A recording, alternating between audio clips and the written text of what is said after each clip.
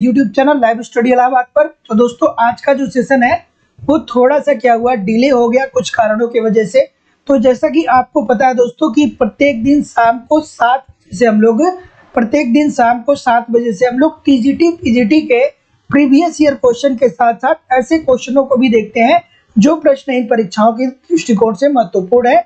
तो दोस्तों कंप्लीटली ये इकोनॉमिक्स का सेशन होता है।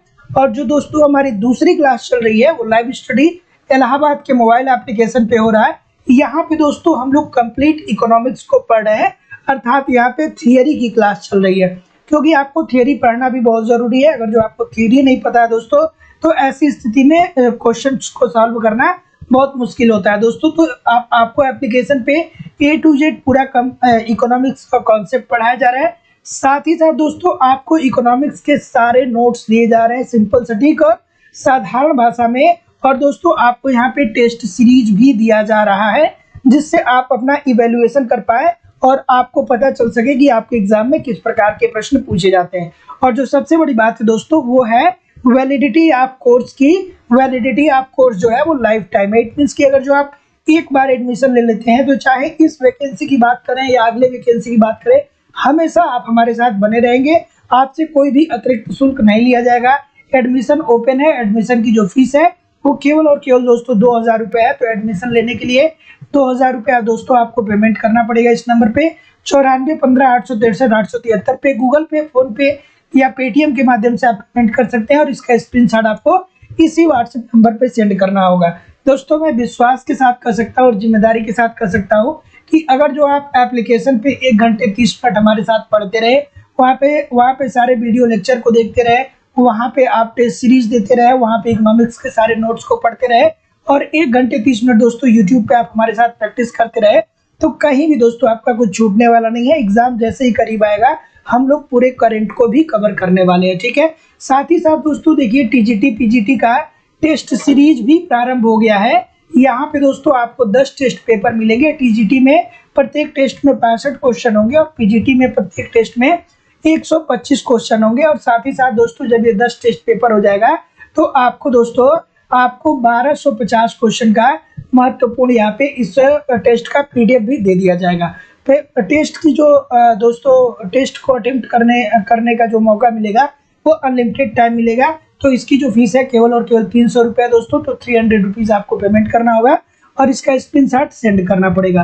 बिल्कुल ठीक है। Good evening everybody. चलिए अब हम लोग अपने सेशन की तरफ मूव करते हैं, ठीक है। इस प्रश्न को देखिए, थोड़ा सा आराम से करिएगा, नहीं तो बहुत सारे लोग गलत करते हैं ना। मैं बता दूं दोस्तों कि आज का सेशन थोड़ा सा क्या हो गया कि डिले हो गया, ठीक है। थोड़ा सा मौसम ठीक नहीं था, इस वजह से थोड़ा सा आपका डिले हो गया सेशन। चलिए बिल्कुल ठीक है। अनिश पांडे जी ठीक है, जूही शुक्ला जी ठीक है। चलिए गुड इवनिंग एवरीबॉडी। चलिए इस प्रश्न का उत्तर करिए कि एक जो एकाधिकारी होता है वो क्या कर सकता है भैया। बिल्कुल ठीक है, आराम से इस प्रश्न का उत्तर करिए। देखिए ऑप्शन गलत आने लगा, कुछ लोग ए बोल रहे हैं, कुछ लोग बी बोल रहे हैं, बहुत सारी गलतियां होने लगी।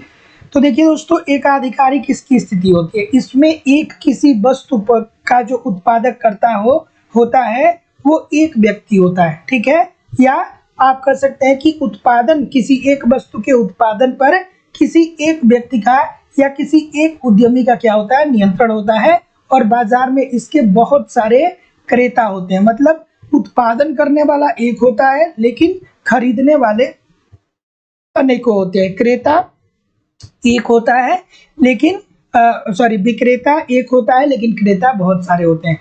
तो देखिए दोस्तों यहाँ पे जितने लोग भी ऑप्शन नंबर बी की बात कर रहे हैं, ए की बात कर रहे हैं, आप लोग गलत जा रहे हैं। देखिए ऑप्शन नंबर इसका यहाँ पे सी होना चाहिए। देखिए एकाधिकारी क्या कर सकता है दोस्तों कि अपनी बिक्री तथा उत्पादन को बढ़ाकर वस्तु की कीमत को घटा सकता है। ऐसा हो सकता है कि वो क्या करे कि जो अपनी वस्तु को उत्पादित कर रहा है ना, उस वस्तुओं को ज्यादा उत्पादन करे और ज्यादा उत्पादन करके जो कीमत है उसको कम कर दे। तो ज्यादा वस्तुओं को बेचेगा और कीमत को कम कर देगा, तो ऐसी स्थिति में भी उसको लाभ की प्राप्ति हो जाएगी, ठीक है। साथ ही साथ दोस्तों वो एक काम और कर सकता है कि अपने बिक्री और उत्पादन को घटा करके कीमत को बढ़ा देगा, ठीक है।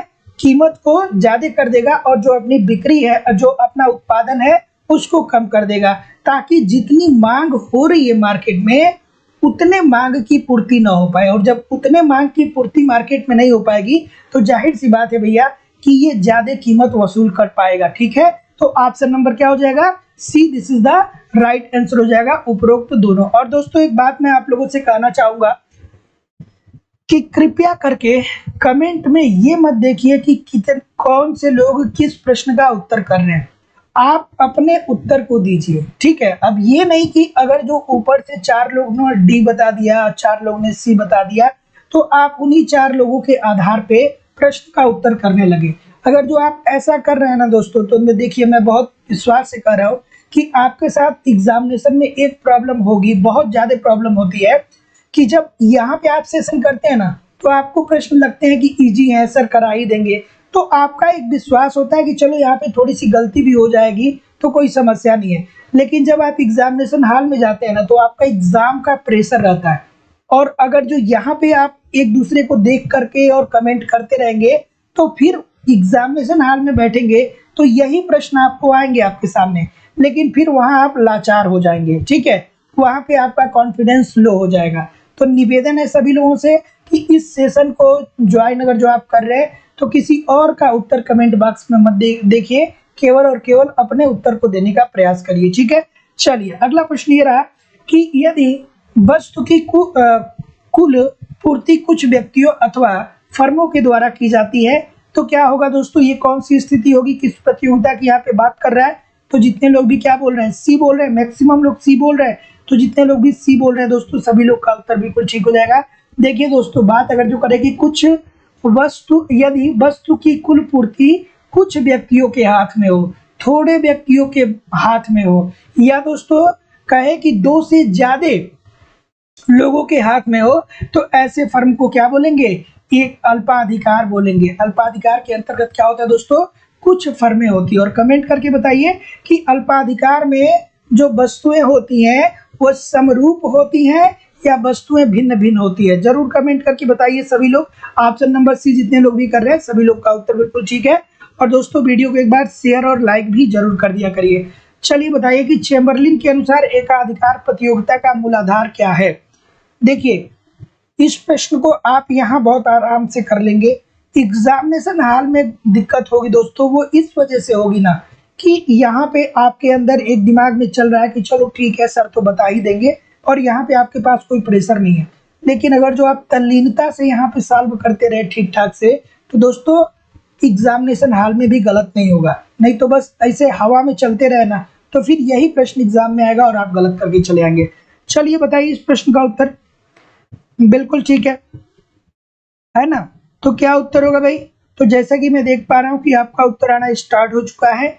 बी की तरफ बहुत सारे लोग जा रहे हैं, कुछ लोग ए बोल रहे हैं और कोई नहीं, सभी लोग ए ही बोल रहे हैं। तो ठीक बोल रहे हैं भैया कि चेम्बरलिन के अनुसार एकाधिकार प्रतियोगिता का मूल आधार क्या है, उत्पादन विभेद। तो जितने लोग भी ए बोल रहे हैं, सभी लोग का उत्तर यहाँ पे बिल्कुल ठीक हो जाएगा। और एकाधिकार के अंतर्गत दोस्तों क्या होता है कि जो एकाधिकारी होता है वो ऐसे वस्तुओं का उत्पादन करता है जिसकी और कोई निकट स्थापन वस्तुएं नहीं होती। मतलब अगर जो आपको प्रयोग करना है तो आपको उसी को प्रयोग करना पड़ेगा, इसके अलावा और आप कुछ प्रयोग नहीं कर सकते हैं। ठीक है, जैसे मान लीजिए दोस्तों कि आपको परफ्यूम लगाना है। ठीक है, एक छोटा सा उदाहरण ले ले। हालांकि परफ्यूम की तो कंपनियां बहुत सारी हैं, लेकिन परफ्यूम के अलावा क्या आप किसी और चीज को लगा सकते हैं क्या शरीर पे, ठीक है, जिससे आपका शरीर सुगंधित रहे। ठीक है, तो ये समझने वाली बात है, ये परफेक्ट उदाहरण नहीं है। तो जितने लोग भी क्या बोल रहे हैं, ये बोल रहे हैं, सभी लोग का उत्तर बिल्कुल ठीक है। तो चेम्बरलिन के अनुसार एकाधिकार प्रतियोगिता का मूल आधार क्या है कि एकाधिकार प्रतियोगिता में उत्पादन विभेद पाया जाता है। जैसे आपके मोहल्ले का दोस्तों जो हलवाई होता है, वो सुबह में पकौड़ा बना देता है, उसी पकौड़े का जो आलू बचा रहता है दोपहर में, वो क्या कर देगा, दोपहर में उसके समोसे बना देंगे। उसी वही आलू जो बचा रहेगा शाम को कुछ और बना देगा। ठीक है, तो उत्पाद विभेद देखने को मिलता है। चलिए अगला प्रश्न आपके सामने ये रहा कि देयाधिकार तब समझा जाता है जब, अब देयाधिकार से आशय क्या है, ठीक है, देयाधिकार से आशय क्या है, इंपॉर्टेंट प्रश्न है। ठीक है, गलती मत करिएगा, गलती मत करिएगा। बहुत सारे लोग उत्साहित होकर के ऑप्शन नंबर ए पे टिक कर देंगे कि अरे सर बच्चों वाला प्रश्न आ गया। ए के तरफ बहुत सारे लोग टिक करेंगे, जैसा कि मैं देख पा रहा हूं, कर भी रहे हैं, है ना? तो बिल्कुल ठीक है। दे अधिकार का वर्णन कौन करता है भैया? दे अधिकार की अगर जो बात करें तो कुर्नो साहब आपको याद आने चाहिए। कुर्नो साहब याद आने चाहिए, स्टेकल वर्ग याद आना चाहिए, ये जो अर्थ साहब याद आने चाहिए। तो ऑप्शन नंबर क्या होगा? डी होगा ना, कि दे अधिकार के अंतर्गत क्या होता है, दो ही फर्में होती हैं जो क्या करती हैं, समरूप वस्तुओं का उत्पादन करती हैं। दे अधिकार स्थिति ऐसी होती है जहां पर दोस्तों दो ही फर्म होती हैं और दोनों फर्में क्या करती हैं, समान रूप से वस्तुओं का उत्पादन करती है, अर्थात समरूप वस्तुओं का उत्पादन करती हैं और अपने कार्य में वो क्या होती है दोस्तों, स्वतंत्र होती हैं। ठीक है, अपने कार्य में वो क्या होती है, स्वतंत्र होती हैं और ये मानती हैं कि जो हमारा प्रतिद्वंदी है, जो दूसरा फर्म है, वो क्या करता है कि वो कोई बहुत बड़ा परिवर्तन करने वाला नहीं है। तो जितने लोग भी डी बोल रहे हैं सभी लोग का उत्तर है आप दोस्तों बिल्कुल ठीक हो जाएगा। अगला प्रश्न, एकाधिकार के लिए उसके उत्पाद की आड़ी लोच कैसी होती है? मोस्ट इंपोर्टेंट प्रश्न है, आराम से करिए। थोड़ा सा दोस्तों वीडियो को लाइक और शेयर भी जरूर कर दिया करिए, इतने सारे लोग क्लास को देख रहे हैं फिर भी लाइक और शेयर की संख्या बहुत कम है, तो निवेदन है कि वीडियो को थोड़ा सा लाइक और शेयर जरूर किया करिए। चलिए बताइए इस प्रश्न का उत्तर भाई। बिल्कुल ठीक है, बिल्कुल ठीक है। अब ये बच्चों वाला प्रश्न है, अगर जो आप समझेंगे तो प्रश्न बहुत छोटा सा है, नहीं समझेंगे तो फिर आपको कुछ समझ में ही नहीं आएगा, है ना? चलिए बताइए। ठीक है, बिल्कुल ठीक है। तो दोस्तों बस आपको यहाँ पे ये समझना था कि जो एकाधिकारी होता है दोस्तों, वो विभेदित वस्तुओं का उत्पादन करता है। ठीक है, और ये जो जिन वस्तुओं का ये उत्पादन करता है, उन वस्तुओं का कोई निकट स्थापन जब होगा ही नहीं, तब ऐसी स्थिति में आड़ी लोच क्या हो जाएगी, शून्य हो जाएगी ना भाई। छोटी सी बात है। Option number A according to the question this is the right answer यहाँ पे हो जाएगा, जैसा कि सभी लोग कर भी रहे। अगला प्रश्न, अस्थाई आय परिकल्पना के अनुसार व्यक्ति का अस्थाई उपभोग उसकी संपदा को रखेगा। चलिए बताइए, अच्छा सा प्रश्न है ना? चलिए, थोड़ा सा आज सेशन लेट हो गया दोस्तों कुछ कारणों की वजह से। अस्थाई आय परिकल्पना किसने दिया था, ये बात आपको पता होना चाहिए। ठीक है, किसने दिया था भैया अस्थाई आय परिकल्पना? ठीक है, फ्रीडमैन ने दिया था ना दोस्तों। इन्होंने क्या कहा था कि जो अस्थाई वृद्धियां होती हैं वो बचत में चली जाती है। तो अस्थाई परिकल्पना किसने दिया था भैया? फ्रीडमैन, सॉरी, अस्थाई परिकल्पना किसने दिया था? ये फ्रीडमैन साहब ने दिया था। और इसमें इन्होंने कहा था कि जो आपकी अस्थाई वृद्धि होती है वो आप बचत कर लेते हैं। तो चलिए बताइए इस प्रश्न का उत्तर। तो ऑप्शन नंबर ए जितने लोग भी कर रहे हैं बिल्कुल ठीक बोल रहे हैं कि अस्थाई आय परिकल्पना के अनुसार व्यक्ति का अस्थाई उपभोग उसकी संपदा को क्या करेगा, स्थिर बनाए रखेगा। ठीक है, अगर जो उपभोग इसका अस्थाई है तो साथ ही साथ में दोस्तों इसका उपभोग भी क्या होगा, स्थिर ही होगा। ठीक है, तो जितने लोग भी ए बोल रहे हैं बिल्कुल ठीक बोल रहे हैं। अगला प्रश्न ये रहा कि किन्स के अनुसार निजी निवेश निर्णय आधारित होता है। किस पे आधारित होता है भाई? चलिए बताइए, किन साहब की बात हो रही है? बिल्कुल ठीक है, इंपॉर्टेंट प्रश्न है, बहुत बार पूछा जा चुका है, इस प्रश्न को आराम से करिएगा। ठीक है, चलिए, कि किन्स के अनुसार निजी निवेश निर्णय किस पे आधारित है? तो भैया किन्स साहब क्या कहते हैं, आप अगर जो पढ़े होंगे तो जानते होंगे, बहुत आराम से जानते होंगे। ठीक है, नहीं पढ़े होंगे तो फिर मुश्किल होगा। ठीक है, किन्स का साहब यही तो कहते हैं भैया कि देखिए, किन्स के अनुसार निजी निवेश निर्णय आधारित होता है तो जो उसकी पूंजी की सीमांत उत्पादकता होती है उस पे। ठीक है, अगर जो पूंजी की सीमांत उत्पादकता ज्यादा है तो इस उत्पादन से उसको क्या होगा दोस्तों कि अधिक आय प्राप्त होगी। जब अधिक आय प्राप्त होगी तो अधिक लाभ मिलेगा, और जब अधिक लाभ मिलेगा तो वो और ज्यादा निवेश करने के लिए क्या हो जाएगा, तत्पर हो जाएगा। तो जितने लोग भी ऑप्शन नंबर डी बोल रहे हैं सभी लोग का उत्तर बिल्कुल ठीक हो जाएगा। तो किन्स के अनुसार निजी निवेश निर्णय आधारित होता है पूंजी की सीमांत उत्पादकता पे। पूंजी की सीमांत उत्पादकता जितनी ही ज्यादा हो जाएगी दोस्तों, उतना ही निवेश क्या हो जाएगा, ये ज्यादा करेगा। ठीक है, तो जितने लोग भी डी बोल रहे हैं एब्सोल्युटली आप ठीक बोल रहे हैं। अगला प्रश्न ये रहा कि निम्नलिखित में से कौन एक उत्पादकता बढ़ाने में सहायक नहीं है। उत्पादकता बढ़ाने में इसमें से कौन सा सहायक नहीं है, चलिए बताइए। बिल्कुल ठीक है, उत्पादकता बढ़ाने में इसमें से कौन सा सहायक नहीं है, बेसिकली आपको बताना है। चलिए बताइए। ठीक है, बिल्कुल ठीक है। ऑप्शन नंबर क्या होगा भाई? तो जैसा कि मैं आपके कमेंट को देख रहा हूं, अमरेश यादव जी, अश्वनी यादव जी, अरविंद कुमार जी, अरुणिमा पटेल जी, रत्नेश कुमार जी, अनिल जी, रमेश जी, पूनम रानी जी, वंदना सिंह जी। चलिए चलिए, तो इस प्रश्न का उत्तर करिए भैया। ऑप्शन नंबर ए की तरफ बहुत सारे लोग ठीक जा रहे हैं कि पूंजी उत्पाद अनुपात में वृद्धि होगा। ठीक है, देखिए ये कह रहा है कि एक उत्पादकता बढ़ाने में क्या सहायक नहीं है, क्या सहायक नहीं है। तो देखिए दोस्तों, अगर जो आप पूंजी उत्पाद अनुपात बढ़ाएंगे ना, जब अनुपात में आप वृद्धि करेंगे तो ये किस तरीके से उत्पादकता में वृद्धि करेगा, ये थोड़ी उत्पादकता में वृद्धि करेगा। तो अब मुझे लग रहा है कि सभी लोग ठीक कर रहे हैं, तो बिल्कुल सही है। Option number A according to the question this is the right answer हो जाएगा। अगला प्रश्न है कि निम्नलिखित में से कौन सा एक कथन किन्स के उपभोग फलन के लिए सत्य है। चलिए, किन्स के उपभोग फलन के लिए कौन सा कथन सत्य है दोस्तों, आपको बताना है। चलिए इस प्रश्न का उत्तर करिए। और देखिए दोस्तों, आपको अगर जो ये लगता है कि ये प्रश्न बहुत टफ है, चाहे ये प्रश्न बहुत इजी है, तो मैं आपको बता दूं कि यही लेवल आपके पीजीटी में और टीजीटी में रहने वाला है। ठीक है, अगर जो इस लेवल के प्रश्नों को आप ठीक ठाक से सॉल्व करते चले जाएंगे तो फिर आपको कोई समस्या नहीं होगी। अगर जो नहीं सॉल्व कर पाएंगे तो फिर आप मान के चलिए कि अगर जो आप यहाँ ठीक नहीं कर पा रहे तो आप एग्जामिनेशन हॉल में ठीक नहीं कर पाएंगे। ठीक है, चलिए बताइए इस प्रश्न का उत्तर क्या उत्तर होगा भाई? डी की तरफ कुछ लोग जा रहे हैं, बिल्कुल ठीक है,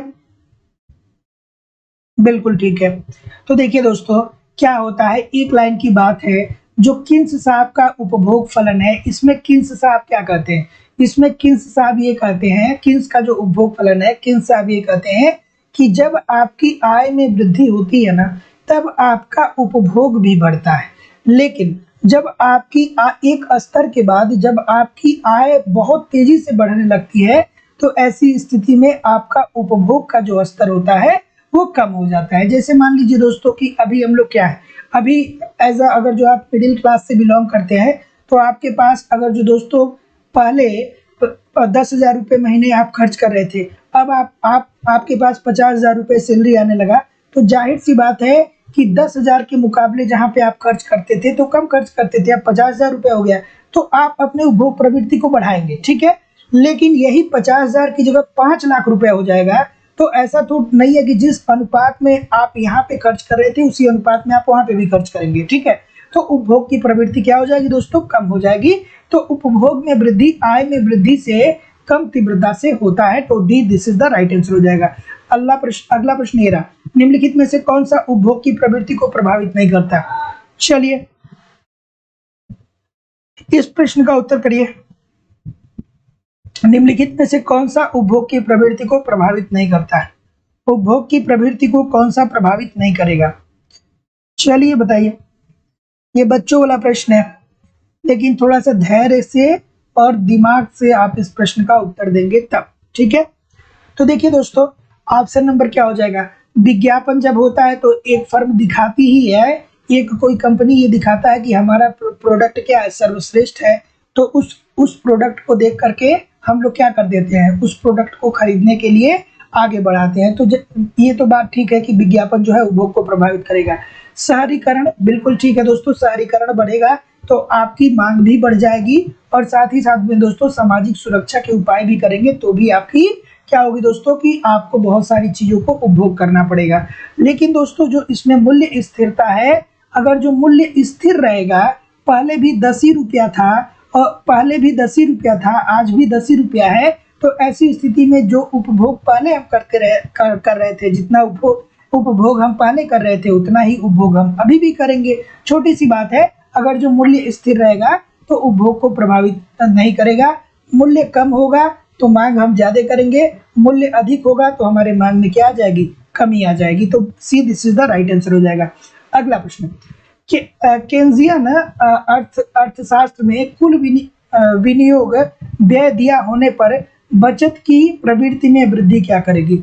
जो लोग पुराने हैं आप इस प्रश्न का उत्तर मत दीजिएगा, जो लोग हमारे साथ नए जुड़े हैं आप लोग इस प्रश्न का उत्तर दीजिए, क्योंकि ये प्रश्न तो बहुत बच्चों वाला है ना। और देखिए जो लोग भी हमारे साथ लगातार प्रयास कर रहे हैं, लगातार प्रैक्टिस कर रहे हैं, आप मान के चलिए दोस्तों कि हम लोग इतना प्रैक्टिस किए हैं कि आप सफलता के बहुत करीब हैं। बशर्ते आप धैर्य बना के एग्जामिनेशन हॉल में बैठ के पेपर दीजिएगा, कंसंट्रेट होके पेपर को पढ़िएगा, इधर उधर की बातों पे ध्यान मत दीजिएगा। हमने इतना प्रैक्टिस किया है और अभी एग्जाम आते आते हम लोग इतना प्रैक्टिस करेंगे कि आपको दोस्तों कोई समस्या होने वाली नहीं है। मैक्सिमम चीज़ें दोस्तों आपको एप्लीकेशन पे जो पढ़ाया जा रहा है वहाँ से और यहाँ से मिल जाएगी, इतना मिल जाएगा कि आपका सिलेक्शन हो जाए। बशर्ते अपने तरफ से कोई क्या करिएगा कि ऐसा पूर्व धारणा मत बना लीजिएगा एग्जामिनेशन हॉल में जाने से पहले कि वो आपको डिमोटिवेट करे। तो अगला प्रश्न ये रहा दोस्तों, इस प्रश्न का उत्तर करिए। तो ऑप्शन नंबर क्या हो जाएगा? बिल्कुल ठीक है, बिल्कुल ठीक है, बी बोल रहे हैं। तो जितने लोग भी बी बोल रहे हैं सभी लोग का उत्तर बिल्कुल ठीक है। केन्जियन अर्थशास्त्र में अगर जो कुल विनियोग व्यय दिया गया है और इसमें बचत में जब आपकी वृद्धि होगी, जब आप बचत ज्यादा करेंगे तो जाहिर सी बात है दोस्तों कि जब आपकी बचत ज्यादा हो जाएगी तो आप क्या करेंगे? निवेश कम करेंगे, और जब आप निवेश कम करेंगे तो उत्पादन कम करेंगे, जब आप उत्पादन कम करेंगे तो वस्तुओं को मार्केट में कम बेचेंगे, जब वस्तुओं को मार्केट में कम बेचेंगे तो आपको कम आय प्राप्त होगा, जब कम आय प्राप्त होगा तो आपको कम लाभ की प्राप्ति होगी। तो B this is the right answer हो जाएगा। अगले प्रश्न की तरफ मूव करेंगे। अगला प्रश्न आपके सामने ये रहा, निम्नलिखित में से किस अर्थशास्त्री ने उपभोग फलन के संदर्भ में अस्थायी आय परिकल्पना की अस्थायी आय की अवधारणा का प्रयोग किया? ठीक है, चलिए इस प्रश्न का उत्तर करिए, इस प्रश्न का उत्तर करिए। थोड़ा सा दोस्तों वीडियो को लाइक और शेयर कर दीजिए, ठीक है, ठीक है, चलिए ऑप्शन नंबर क्या होगा? देखिए भ्रांतियां फैलने लगी ना, कुछ लोग कह रहे हैं सर चयन बोर्ड वाला क्या करेगा। अरे अपना कर्म करिए, बहुत सारे लोगों का हुआ है, ऐसे लोगों का हुआ है जो दोस्तों कहीं भी इधर उधर नहीं गए, ठीक है, उन्होंने उन्होंने पढ़ा, प्री दिया, उसके बाद इंटरव्यू दिया और उनका सिलेक्शन हो गया। ठीक है, चलिए बताइए इस प्रश्न का उत्तर। तो जितने लोग भी फ्रीडमैन के साथ आपकी तरफ बोल रहे हैं सभी लोग का उत्तर बिल्कुल ठीक हो जाएगा। और इसमें इन्होंने क्या कहा था कि जो अस्थायी वृद्धियां होती हैं वो कहाँ चली जाती हैं? बचत में चली जाती हैं। तो option number A this is the right answer हो जाएगा। तो याद रखिएगा कि निम्नलिखित में से किस अर्थशास्त्री ने उपभोग फलन के संदर्भ में अस्थायी आय की अवधारणा का प्रयोग किया? तो फ्रीडमैन साहब ने किया। अगला प्रश्न आपके सामने दोस्तों ये रहा कि न्यूनतम कुल त्याग के सिद्धांत का संबंध है। इस प्रश्न को बहुत सारे लोग गलत करेंगे, ये मैं बहुत ही आराम से कह सकता हूं। अगर जो आप ऊपर से कुछ लोगों के प्रश्न का उत्तर देख के नहीं करेंगे तो इस प्रश्न को बहुत ही आराम से बहुत सारे लोग गलत करेंगे, ठीक है, क्योंकि वो रटे हैं कि मार्शल एजवर्थ आएगा, है ना। तो वहां पे मार्शल एजवर्थ मतलब वो प्रस्ताव वक्र की बात होती है। जहाँ पे मार्शल एजवर्थ इकट्ठे आते हैं वहां पे प्रस्ताव वक्र की बात होती है। और कुछ लोग समझेंगे कि सर जी मार्शल एजवर्थ दिया है तो पीगू हो सकते हैं, और ऑप्शन नंबर डी में उपरोक्त तो सभी दिया है, जैसा कि देखिए एक दो लोग बता भी रहे है ना। तो क्या उत्तर हो जाएगा भाई? चलिए ठीक है, बिल्कुल ठीक है। तो जितने लोग भी ऑप्शन नंबर डी बोल रहे हैं आप बिल्कुल गलत बोल रहे हैं।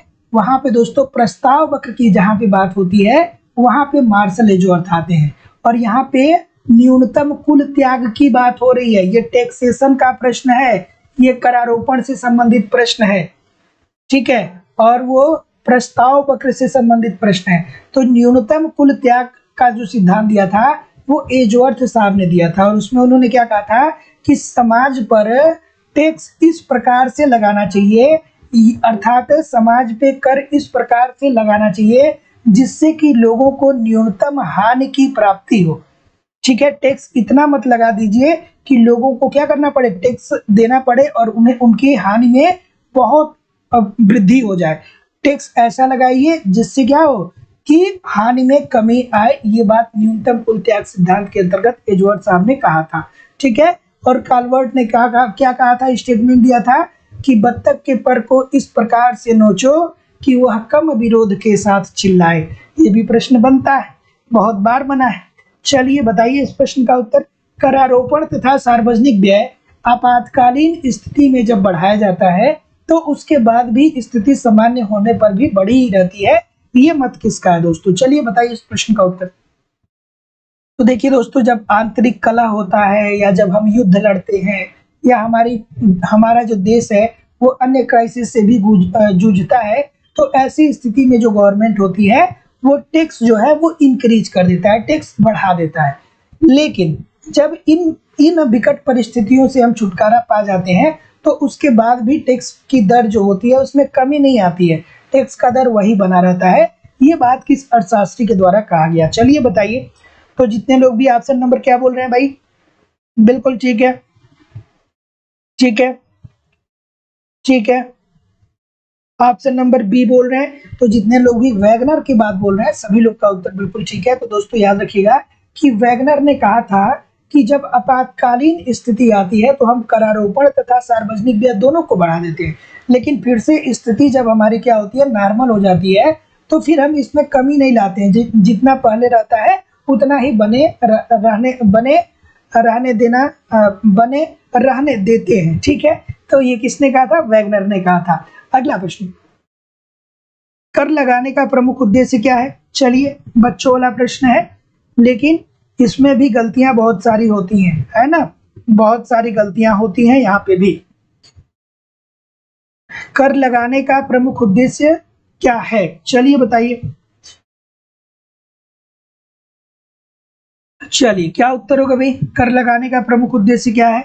तो जैसा कि मैं देख पा रहा हूं, ऑप्शन नंबर, अब यहाँ पे कंसंट्रेशन के साथ धैर्य की जरूरत है, क्योंकि प्रश्न में कुछ है नहीं, प्रश्न बच्चों वाला है।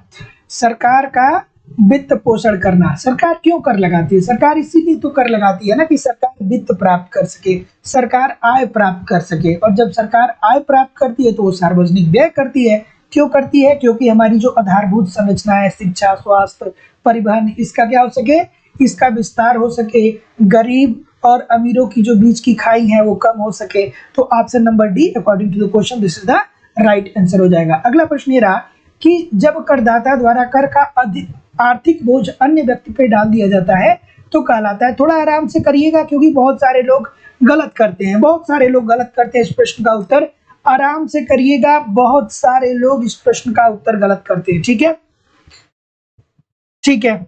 चलिए इस प्रश्न का उत्तर करिए। बिल्कुल ठीक है। चलिए, क्या उत्तर होगा कि जब करदाता कर का आर्थिक बोझ अन्य व्यक्ति पर डाल देता है तो ये क्या कहलाता है ना? देखिए, कुछ लोग डी बता रहे हैं, उपरोक्त में से कोई नहीं बता रहे, कुछ लोग बी भी बता रहे हैं, और कोई भाई? ठीक है, तो जितने लोग भी दोस्तों यहाँ पे बी बोल रहे हैं सभी लोग का उत्तर बिल्कुल ठीक हो जाएगा कि अगर जो आप टैक्स पेयर हैं और इस टैक्स का आर्थिक बोझ आप दूसरे के ऊपर डाल दें तो इसे कर का स्थानांतरण कहा जाएगा। मतलब कर को आपने क्या कर दिया? स्थानांतरित कर दिया। जो कर आपको देना है वो आपने क्या कर दिया? दूसरे के ऊपर डाल दिया। और ये बेसिकली दोस्तों प्रत्यक्ष कर के द्वारा नहीं, प्रत्यक्ष कर के अंतर्गत आप नहीं कर सकते हैं, अप्रत्यक्ष कर के अंतर्गत कर सकते हैं। जैसे मान लीजिए कि 10 रुपए का आपने एक बिस्किट का पैकेट खरीदा, उस पे मान लीजिए कि 50 पैसे गवर्नमेंट टैक्स ले रही है। ठीक है, तो 10 रुपए के उस बिस्किट का पैकेट अगर जो आप उपभोग करेंगे तो 50 पैसे टैक्स आपको ही देना पड़ेगा।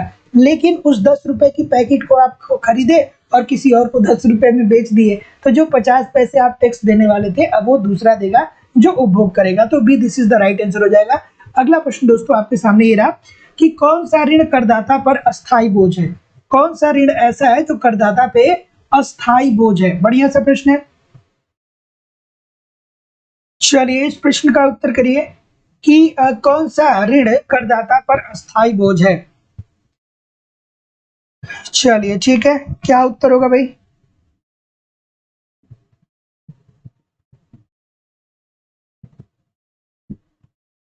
ठीक है,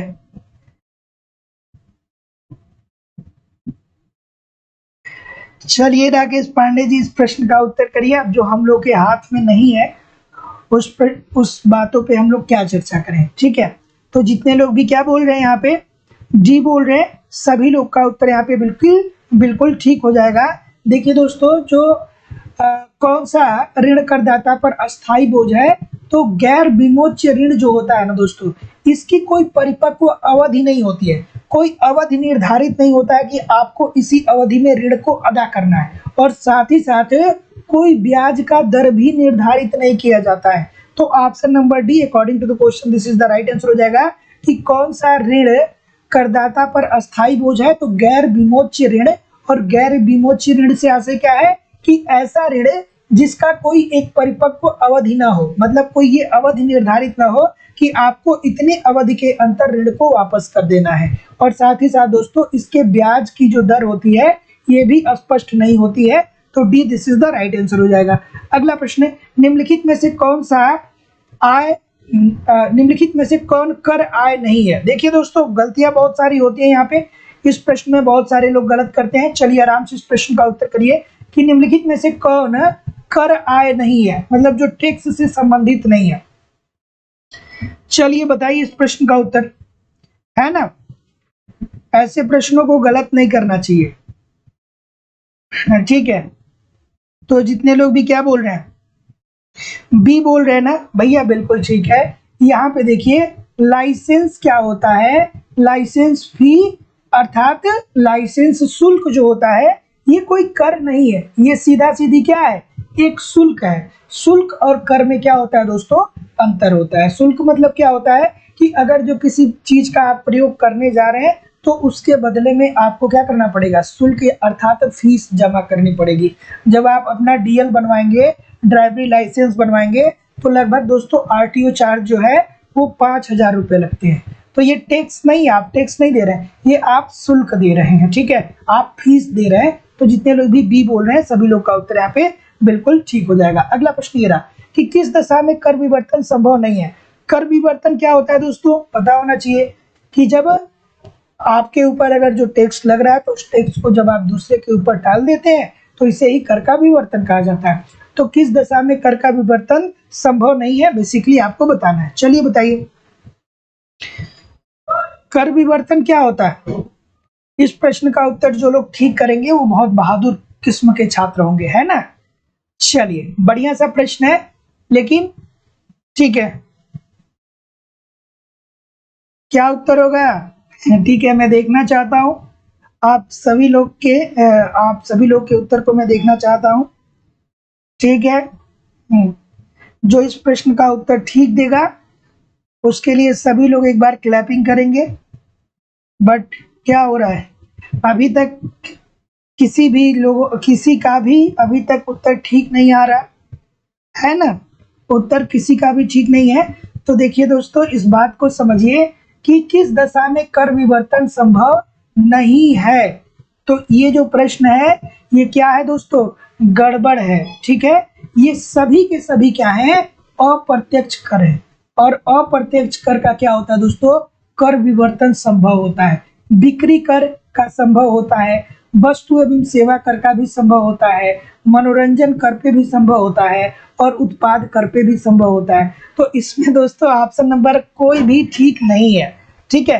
तो ऑप्शन नंबर यहाँ पे एक ई मैं कर देता हूँ कि इनमें से कोई नहीं, सॉरी इनमें से सभी, ठीक है। तो ऑप्शन नंबर ई जो हो जाएगा दोस्तों वो राइट आंसर हो जाएगा, है ना। तो यहाँ पे कोई भी उत्तर यहाँ पे ठीक नहीं बैठता है दोस्तों, सभी का विवर्तन संभव है जहाँ जितना भी यहाँ पे प्रश्न दिया गया। तो ऐसे प्रश्नों को भी आप क्या करिए कि दिमाग को खोले रहिए। और अगर जो दोस्तों आपके एग्जाम में 4 ऑप्शन दिए हैं, चारों ऑप्शन ठीक है, तो आप ऑप्शन नंबर ए को पहले टिक करिएगा, क्योंकि आयोग जो सबसे पहला वाला उत्तर सही होता है उसी को मानता है। तो ए वाला उत्तर आप पहले टिक करेंगे, उसके बाद अगर जो बी और सी दो प्रश्न सही है, 2 उत्तर सही है, तो बी वाला पहले करेंगे। ऐसा नहीं कि बी को छोड़ के सी की तरफ चले जाएंगे। तो जो सबसे पहले सही उत्तर होगा उसी का चुनाव करना चाहिए। तो चलिए अगला प्रश्न दोस्तों आप लोग के सामने रहा कि भारत में व्यक्तिगत आयकर है एक। चलिए अच्छा सा प्रश्न, इस प्रश्न का उत्तर करिए। बिल्कुल ठीक है, इसमें कोई भी विकल्प सही नहीं होगा, है ना। चलिए बताइए इस प्रश्न का उत्तर कि भारत में व्यक्तिगत आयकर एक है। अब बहुत सारे लोग दोस्तों इसमें कंफ्यूज होते हैं, बहुत सारे लोग कंफ्यूज होते हैं, बहुत सारे लोग को लगता है कि भारत में प्रगतिशील कर है, ठीक है, और बहुत सारे लोग को लगता है कि भारत में अधोगामी कर है। तो क्या उत्तर है भाई? देखिए कितने लोग बी बोल रहे हैं, कितने लोग बी बोल रहे हैं, सभी लोग गलत बोल रहे हैं। जो लोग भी डी बोल रहे हैं भैया बहुत ठीक बोल रहे हैं। देखिए दोस्तों, ये जो भारत की अगर जो बात करें तो भारत में जो है ना वो प्रतिगामी कर प्रणाली है। प्रतिगामी कर प्रणाली में क्या होता है कि जैसे जैसे आपकी आय बढ़ती है वैसे वैसे आपका दोस्तों टैक्स बढ़ता है, अर्थात आपका कर में भी वृद्धि होता है।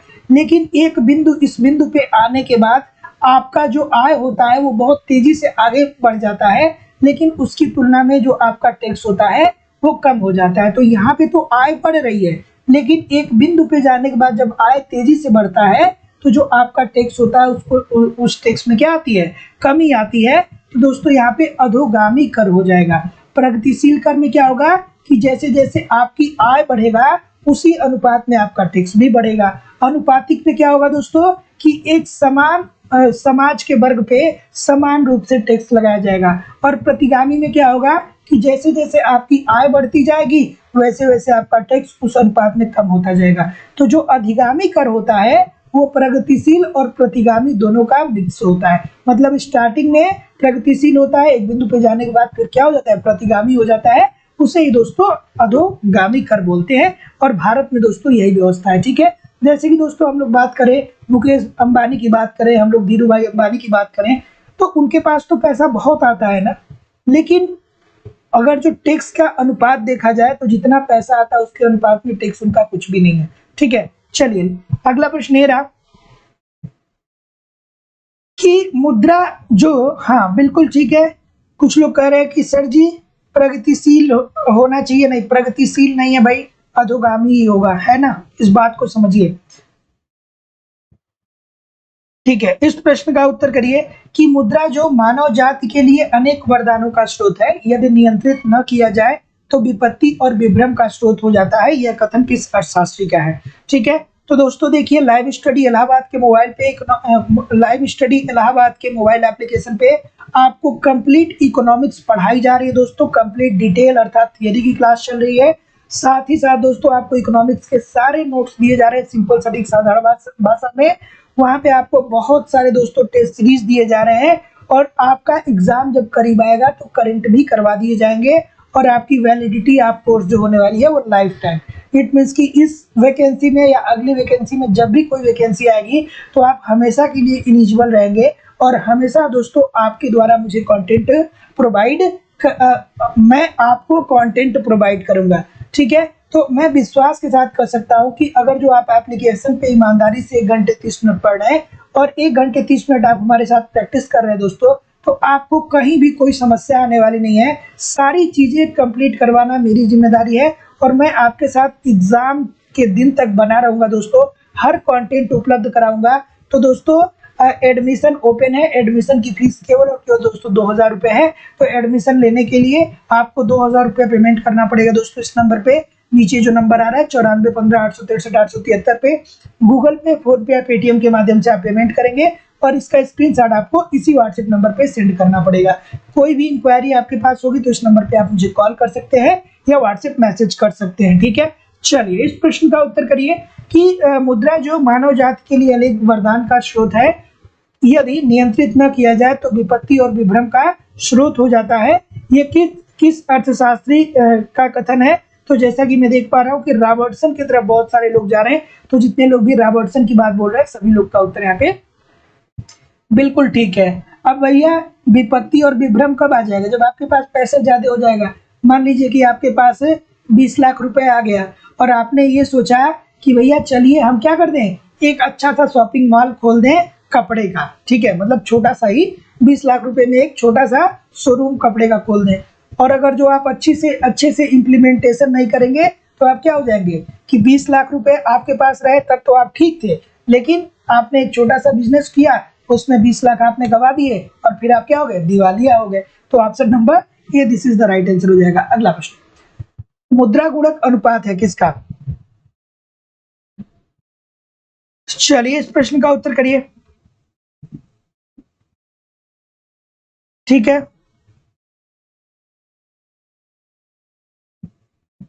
चलिए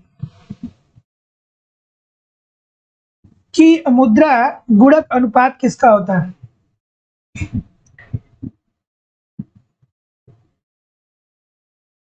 ठीक है,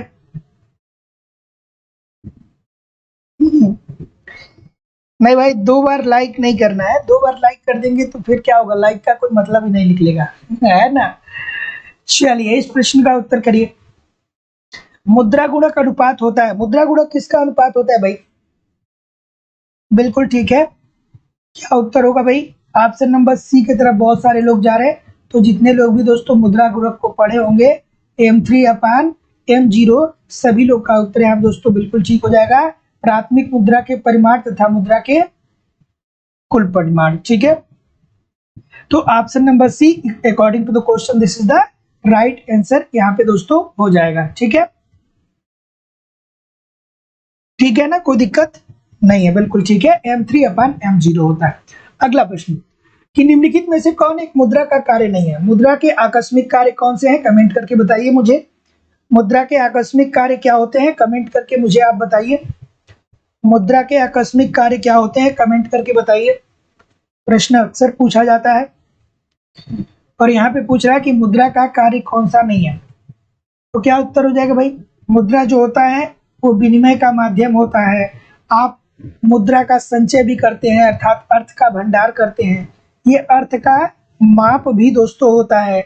साथ ही साथ दोस्तों भावी भुगतान का आधार भी होता है कि वर्तमान में चल के आप भुगतान कर सके, और मूल्य का हस्तांतरण भी होता है। लेकिन ये दोस्तों लेखों की इकाई नहीं होती है। तो जितने लोग भी बी बोल रहे हैं लेखों की इकाई, लेख का मतलब क्या है भाई, लेखों की इकाई से क्या मतलब है? तो ऑप्शन नंबर क्या हो जाएगा भाई? बी हो जाएगा ना, this is the right answer यहाँ पे हो जाएगा। अगले प्रश्न की तरफ मूव करेंगे।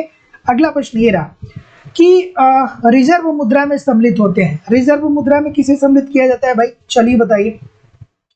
बिल्कुल ठीक है, रिजर्व मुद्रा, रिजर्व मुद्रा मतलब किसकी बात कर रहा है भाई? M0 की बात बोल रहा है ना। ठीक है, ठीक है, ठीक है। मुद्रा के आकस्मिक कार्य क्या होते हैं, कोई बताया नहीं, है ना। किसी ने भी अभी तक कमेंट करके बताया नहीं। विनिमय का माध्यम राजेश कुमार जी बता रहे हैं। क्या विनिमय का माध्यम मुद्रा का आकस्मिक कार्य होता है क्या? विनिमय का माध्यम मुद्रा का आकस्मिक कार्य होता है क्या? चलिए बताइए, इस प्रश्न का उत्तर करिए कि रिजर्व मुद्रा में सम्मिलित होते हैं, अर्थात M0 में दोस्तों क्या सम्मिलित होता है?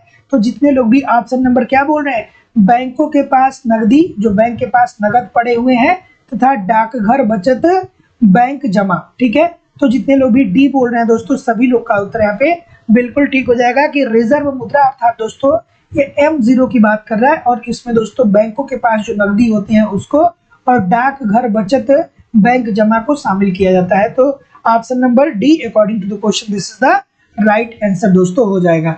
यहाँ पे दोस्तों जो लोग भी बी कर रहे हैं ना, ये M1 की बात होती है, ये M1 की बात हो रही है। ठीक है, बी की तरफ जो लोग भी जा रहे हैं ये M1 वाला कंडीशन है, ये M0 की बात कर रहा है। ये बैंकों के पास नकदी तथा डाकघर बचत बैंक जमा इसमें आता है। ठीक है, अगला प्रश्न ये रहा कि ये बैंक RBI अधिनियम 1934 की दूसरी अनुसूची में प्रविष्ट हैं। इनकी भुगतान की गई पूंजी और समग्र आरक्षित का मान 5 लाख से कम नहीं है। ये RBI को संतुष्ट करते हैं कि उनके कार्यों में जमाकर्ताओं के हित साधे जाते हैं। ठीक है, इस प्रश्न का उत्तर करिए, ये कौन से बैंक है भाई? चलिए ये प्रश्न नजदीकी कुछ इकोनॉमिक्स के परीक्षाओं में कई बार पूछा जा चुका है। ठीक है, बिल्कुल ठीक है, तो हाँ बिल्कुल ठीक है, ललिता जी बोल रहे हैं साख का आधार, बिल्कुल ठीक है। तो मुद्रा का आकस्मिक कार्य ऋण हो सकता है या साख हो सकता है। ठीक है, चलिए अगला प्रश्न ये रहा। चलिए तो जैसा कि मैं देख पा रहा हूं कि आपका उत्तर क्या आ रहा है भाई, ऑप्शन नंबर, ठीक है, कोई दिक्कत नहीं है। तो जितने लोग भी एक ही बात कर रहे हैं सभी लोग का उत्तर यहाँ पे बिल्कुल ठीक है। ये अनुसूचित बैंक के अंतर्गत दोस्तों आते हैं। तो अनुसूचित बैंक के अंतर्गत क्या आता है दोस्तों, ये बैंक जो है ये आरबीआई अधिनियम 1934 की दूसरी अनुसूची में प्रविष्ट है।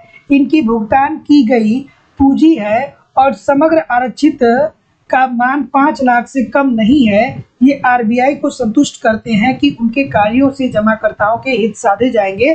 तो दोस्तों जितने लोग भी अनुसूचित बैंक की बात बोल रहे हैं सभी लोग का उत्तर यहाँ पे बिल्कुल ठीक हो जाएगा। अगला प्रश्न ये रहा दोस्तों, इस प्रश्न का उत्तर करिए। ठीक है, चलिए बिल्कुल ठीक है। चलिए कि भारत में निम्नलिखित में से किसका भाग कृषि और संबंध गतिविधियों में ऋण वितरण में सर्वाधिक है। चलिए अच्छा सा प्रश्न है कि भारत में निम्नलिखित में से किसका भाग कृषि और संबंधित गतिविधियों में ऋण वितरण में सर्वाधिक है। मतलब कृषि और उससे संबंधित जो गतिविधि होती है उन सभी क्षेत्रों में कौन सा ऐसा बैंक है जो इन लोगों को ऋण प्रदान करता है, यानी कर्ज प्रदान करता है। चलिए भाई बताइए, अच्छा सा प्रश्न है।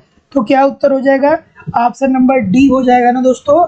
वाणिज्यिक बैंकों का गठन इसीलिए किया गया ताकि कृषि क्षेत्र के उत्पादकता को बढ़ाया जा सके और ये वाणिज्यिक बैंक जो होते हैं वो कम ब्याज दर पे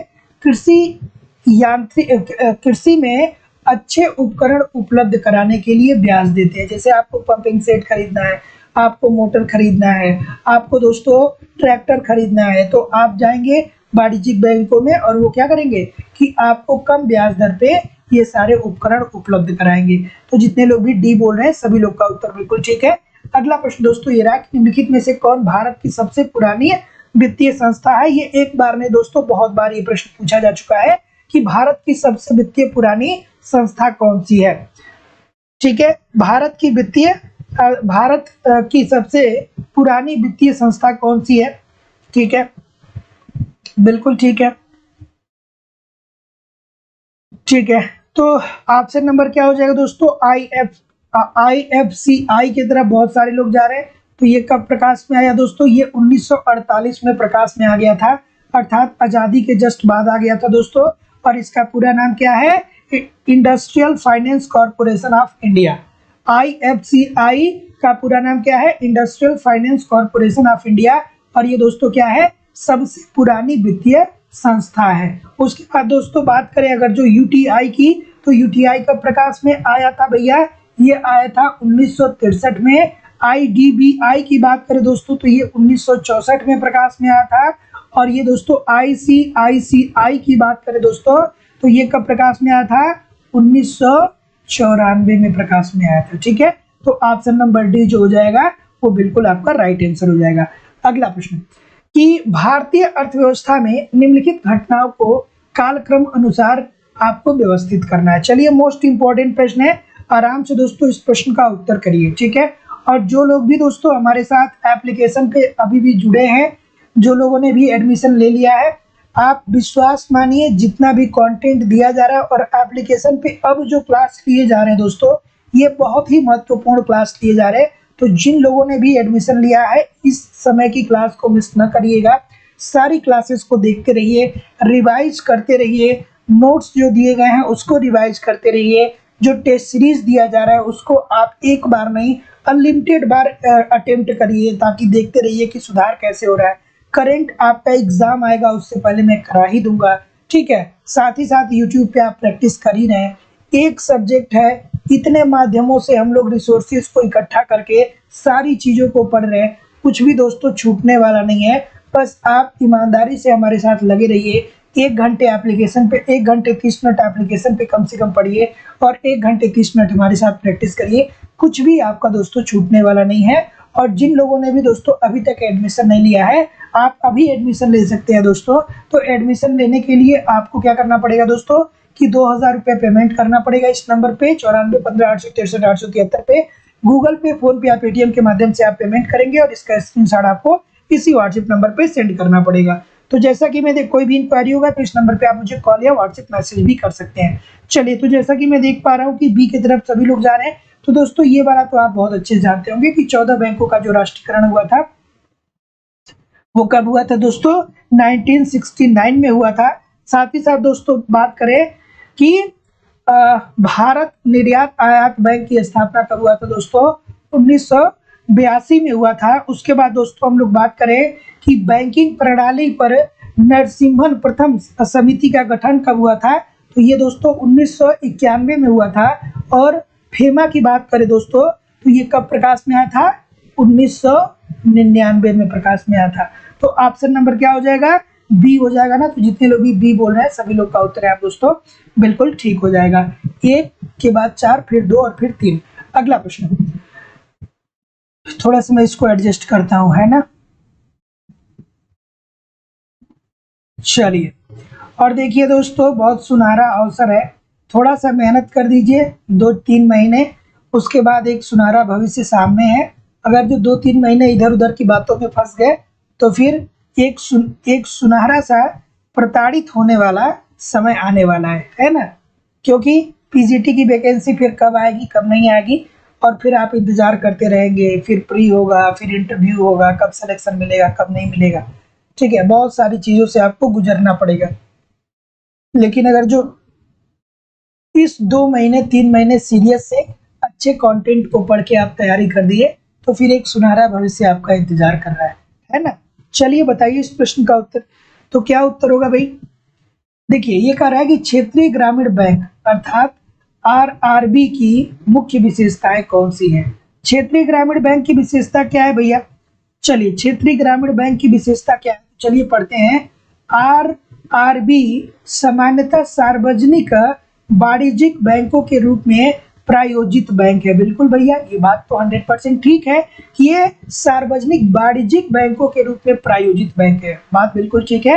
ये क्या करता है दोस्तों, ये कृषि क्षेत्र में अर्थात वाणिज्य क्षेत्र में क्या करता है कि ऋण प्रदान करता है। उसके बाद दोस्तों बात करें कि आरआरबी केवल लघु एवं सीमांत किसान, ग्रामीण शिल्पकारों और कृषि श्रमिकों को ऋण एवं अग्रिम सीधे देते हैं। तो भैया बात बिल्कुल ये भी ठीक है कि ये लघु एवं सीमांत किसान मतलब क्या, जिन लोगों के पास 1 हेक्टेयर से कम की भूमि है, और लघु किसान क्या कि जो जिनके पास 1 हेक्टेयर से 2 हेक्टेयर के बीच में जमीन है। ठीक है, साथ ही साथ दोस्तों ग्रामीण शिल्पकारों और कृषि श्रमिकों को भी ये ऋण प्रदान करते हैं। आरआरबी का कार्य क्षेत्र राज्य में एक या ज्यादा जिलों में निश्चित क्षेत्रों तक सीमित रहता है, बात ये भी ठीक है। और आरआरबी के उधार देने की दरें सहकारी समितियों की प्रचलित उधार दरों से अधिक नहीं होती है। नहीं भैया, सहकारी समिति जो होती है ना इसकी दर कम होती है, और इसकी जो आरआरबी होती है इसकी दर ज्यादा होती है, और यहाँ पे नहीं का प्रयोग किया गया है। तो ऑप्शन नंबर दोस्तों इसका डी हो जाएगा, ये वाला जो है ये गलत हो जाएगा। Option number D this is the right answer हो जाएगा। अगले प्रश्न की तरफ मूव करेंगे कि निम्नलिखित में से कौन सी 3 स्तरीय सहकारी ऋण ढांचे में मध्यवर्ती कड़ी है। चलिए बताइए इस प्रश्न का उत्तर। चलिए ठीक है, क्या उत्तर होगा भाई, ठीक है कि निम्नलिखित में से कौन सी त्रिस्तरीय सहकारी ऋण ढांचे में मध्यवर्ती कड़ी है। बिल्कुल ठीक है, ठीक है कोई दिक्कत नहीं है। ऑप्शन नंबर क्या होगा, ठीक है केंद्रीय सहकारी बैंक। तो मुझे लग रहा है दोस्तों सभी लोग ठीक ही कर रहे हैं, तो यहाँ पे कोई बहुत बड़ा प्रश्न तो है नहीं, छोटा सा प्रश्न है, बिल्कुल ठीक है। तो 3 स्तरीय सहकारी ऋण ढांचे में मध्यवर्ती जो कड़ी है वो किसका है दोस्तों, केंद्रीय सहकारी बैंकों का होता है। तो याद रखिएगा दोस्तों कि 3 स्तरीय सहकारी ऋण ढांचे में मध्यवर्ती कड़ी कौन निभाता है, वो केंद्रीय सहकारी बैंक निभाता है। अगला प्रश्न दोस्तों आपके सामने रहा कि किन परिस्थिति में अंतरराष्ट्रीय व्यापार संभव और लाभप्रद होगा। देखिए अगर जो बहुत जल्दीबाजी करेंगे ना तो ये प्रश्न आप गलत कर देंगे, अगर जो बहुत ज्यादा जल्दीबाजी आप करेंगे तो इस प्रश्न का उत्तर गलत कर देंगे, और ये प्रश्न जो है वो बहुत इजी है। ठीक है, ये प्रश्न जो है वो बहुत ही इजी है, लेकिन बहुत जल्दीबाजी करेंगे तो बहुत आराम से इस प्रश्न का उत्तर आप गलत करेंगे। ठीक है, व्यापार क्यों होगा भाई, हम व्यापार क्यों करते हैं, हम दूसरे देशों से पेट्रोल क्यों मंगवाते हैं, हम चाइनीज झालर हम क्यों मंगवाते हैं? चाइनीज खिलौने हम क्यों मंगवाते हैं? चाइनीज खिलौने हैं और चाइनीज झालर हम इसीलिए तो मंगवाते हैं ना, कि जब हम उस खिलौने को बनाते हैं या चाइनीज झालर को जब हम बनाते हैं, तो जो हमारी उत्पादन की लागत होती है वो ज्यादा होती है, और चीन में उत्पादन की लागत क्या होती है? बहुत कम होती है। तो या तो लागतों में पूर्ण अंतर हो, ठीक है, लागतों में पूर्ण अंतर हो या लागतों में तुलनात्मक अंतर हो, यानी पूर्ण रूप से अंतर हो या तुलनात्मक रूप से। हमारे देश में 10 रुपए में बन रहा है तो उनके यहाँ 2 ही रुपए में बन रहा है, ठीक है। तो जितने लोग भी ऑप्शन नंबर यहाँ पे क्या बोल रहे हैं, सी बोल रहे हैं, सभी लोग का उत्तर यहाँ पे बिल्कुल ठीक हो जाएगा। तो व्यापार तभी संभव होगा जब या तो पूर्ण रूप से लागतों में अंतर आ जाए या लागतों में तुलनात्मक अंतर आ जाए। तो option number C this is the right answer हो जाएगा। अगला प्रश्न, बंद अर्थव्यवस्था हुआ है। अब बहुत सारे लोग रटे रहते हैं कि सर जी बंद अर्थव्यवस्था मतलब क्या होता है, कि ऐसी अर्थव्यवस्था जो किसी अन्य देश के साथ आयात निर्यात न करता हो। लेकिन यहाँ पे तो आयात निर्यात की बात की ही नहीं गई है। चलिए भाई बताइए, है ना, यहाँ पे तो आयात निर्यात की बात की ही नहीं गई है। सभी लोग, मैक्सिमम लोग इस बात को जानते हैं। चलिए तो बताइए क्या उत्तर होगा भाई। तो ऑप्शन नंबर बिल्कुल ठीक है, बी होगा, एब्सोल्युटली ठीक होगा, कि ऐसी अर्थव्यवस्था, या आप कह सकते हैं कि जो किसी अन्य देश से कोई आर्थिक संबंध नहीं रख रहा है, ठीक है। अगर जो कोई देश जो है, सर दिख नहीं रहा है क्या, प्रश्न छोटा आ रहा है क्या, प्रश्न बड़ा तो है, ठीक है। तो बंद अर्थव्यवस्था के बारे में दो चीजें याद रखिएगा दोस्तों, ऐसी अर्थव्यवस्था जो किसी अन्य देश के साथ आयात निर्यात नहीं करता है, मतलब अपने देश तो अपने अपने देश में उत्पादित वस्तुओं को दूसरे देश में ले जाकर नहीं बेचता है, और दूसरे देश में उत्पादित वस्तुओं को अपने देश में ला करके नहीं बेचता है। एक तो प्रश्न ऐसे पूछा जाता है, और दूसरा प्रश्न कि कोई भी दोस्तों आर्थिक संबंध, मतलब रुपए पैसे से संबंधित कोई भी संबंध नहीं रखेगा, और आयात निर्यात भी रुपए पैसे के ही तो बात होती है ना। तो option number B this is the right answer हो जाएगा। अगला प्रश्न है, हेक्साकोलिन प्रारूप में साधन बहुलता को परिभाषित किया गया। तो अब ये बच्चों वाला प्रश्न आ गया दोस्तों। जो लोग पुराने हैं आप कृपया करके थोड़ा सा शांत रहिएगा इस प्रश्न का उत्तर मत करिएगा। जो लोग नए हैं वो लोग इस प्रश्न का उत्तर करें, है ना। जो लोग पुराने हैं आप इस प्रश्न का उत्तर मत करिएगा, ठीक है। तो क्या होगा, चलिए ऑप्शन नंबर क्या होगा भाई, ठीक है, ठीक है। ऑप्शन नंबर सभी लोग करेंगे ही करेंगे, क्यों मानेंगे, ठीक है। तो देखिए हेक्सर ओलिन सीधी सीधी ये दो अलग अलग अर्थशास्त्री हैं, और इन लोगों का ये कहना है कि जिस देश, अगर जो आपके देश में जो साधन प्रचुर मात्रा में उपलब्ध हैं, उसी साधन के द्वारा उन्हीं साधनों से आप क्या करिए, उत्पादन करिए। मतलब अगर जो आपके पास, मान लीजिए कि आपके देश में चावल ज्यादा होते हैं, तो आप चावल का ही उत्पादन करिए, ठीक है। आपके देश में पेट्रोलियम की खाद्यान्न, पेट्रोलियम का खादान ज्यादा है, तो आप पेट्रोलियम का ही उत्पादन करिए।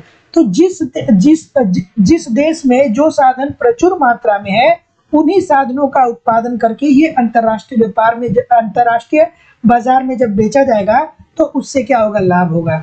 और अगला दोस्तों इन्होंने कहा था साधन कीमतों को, ठीक है, साधन कीमतों की भी इन्होंने दोस्तों बात की थी, कि जहां पे आपकी लागत कम हो, साधन कीमतों की लागत कम होगी, उसी के आधार पे आप क्या करेंगे, व्यापार करेंगे। तो जितने लोग भी सी बोल रहे हैं सभी लोग का उत्तर यहाँ पे बिल्कुल ठीक हो जाएगा। अगला प्रश्न, सूची 1 को सूची 2 के साथ सुमेलित करिए। और एक प्रश्न दोस्तों यहाँ से 100% आने वाला है, ये मान के आप चलिए कि आपके टीजीटी पीजीटी में एक प्रश्न 100% इस प्रश्न से आने वाला है। ये जो चारों सिद्धांत दिए हैं और अर्थशास्त्र दिए। सुधीर कुमार जी पूछ रहे हैं सर एलटी ग्रेड की वैकेंसी कब आएगी।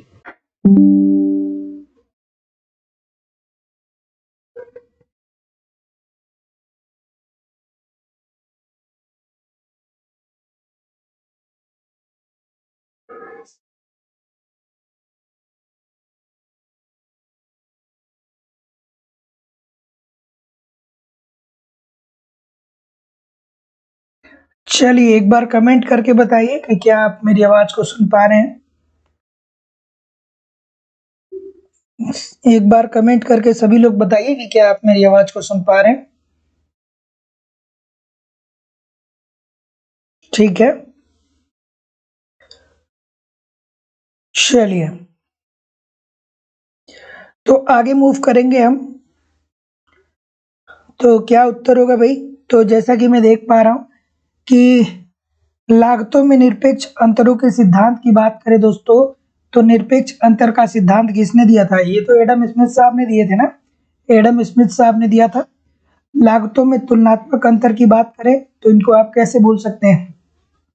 और रिकार्डो साहब को अवसर लागत की बात करें तो हैबरलर ने, और पारस्परिक मांग सिद्धांत की बात करें दोस्तों तो जेएस मिलनेट। ठीक है, तो आई थिंक ये प्रश्न सबको पता होगा, इसमें कोई बहुत बड़ी बात नहीं है। अगला प्रश्न ये रहा कि उत्पादन संभावना वक्र बताता है। उत्पादन संभावना वक्र क्या बताता है भाई? उत्पादन संभावना वक्र क्या बताता है? चलिए बताइए इस प्रश्न का उत्तर। ठीक है,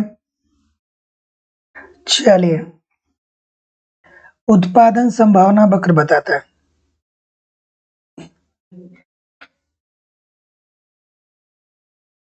ठीक है, चलिए बताइए उत्पादन संभावना वक्र बेसिकली क्या बताता है।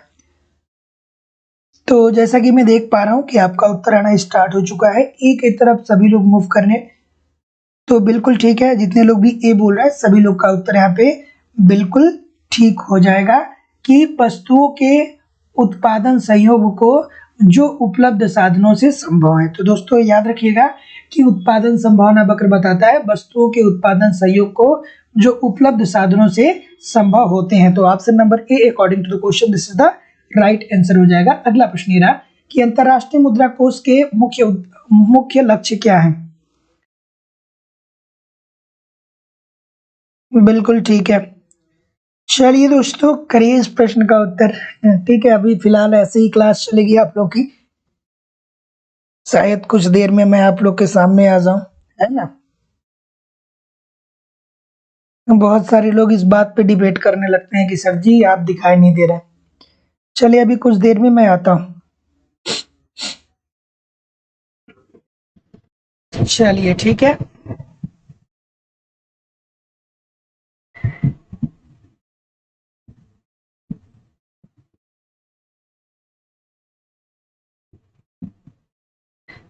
ठीक है, चलिए इस प्रश्न का उत्तर करिए।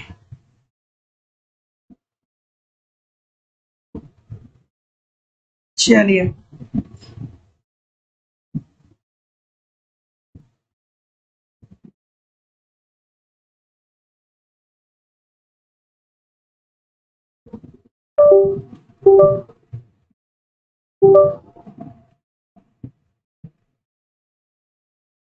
क्या उत्तर होगा भाई? इस प्रश्न का उत्तर करिए कि अंतरराष्ट्रीय मुद्रा कोष का मुख्य लक्ष्य क्या है? अंतरराष्ट्रीय मुद्रा कोष का मुख्य लक्ष्य क्या है? चलिए बताइए इस प्रश्न का उत्तर।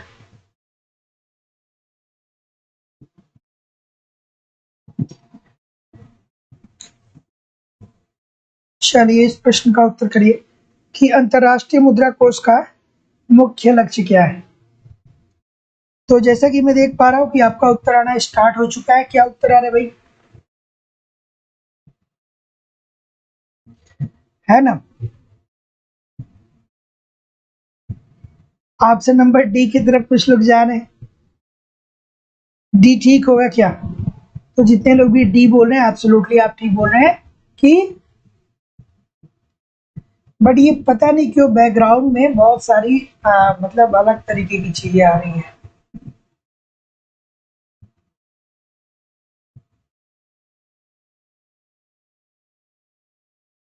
चलिए बताइए इस प्रश्न का उत्तर।